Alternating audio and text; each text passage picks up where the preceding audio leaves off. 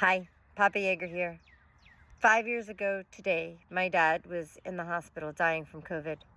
Only at the time, we didn't know he was dying. We hoped he would get better, but he didn't. I kept a journal, an online blog about how he was doing, about our life during the pandemic.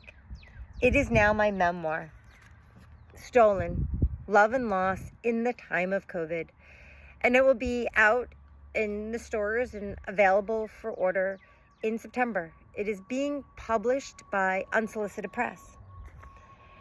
On April 4th, 2020, I wrote, I blame Trump for the fact that he isn't home.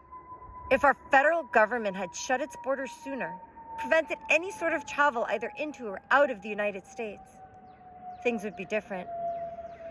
I'm fairly certain Mom and Dad got sick on their trip abroad, either on the cruise or the plane.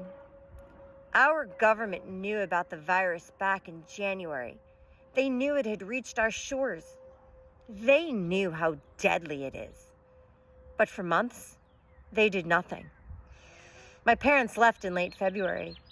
If the government had shut our borders, or at least issued a travel warning sooner, maybe my parents wouldn't have left. That's all they would have needed. A warning that travel was not advised, that it may not be safe. And Dad would have postponed his trip.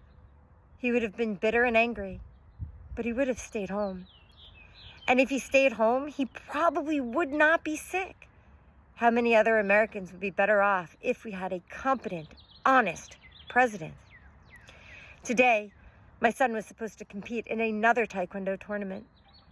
This one was supposed to be close to home in New Jersey.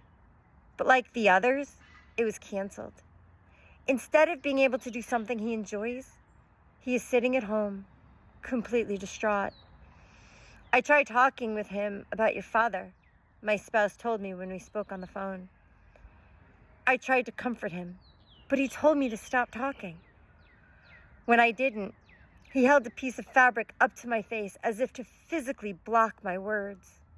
I appreciate her effort, but my son loves his grandfather so much, he can't bear to hear anything negative. He can't permit his mind to think that he might lose him. All he wants to do is sit on the couch, watch television, and forget bad things happen in real life. That not every story has a happy ending. To help redirect his mind from the sadness engulfing him, my spouse helped him make cookies. It helped for a bit, but he's back to being sulky.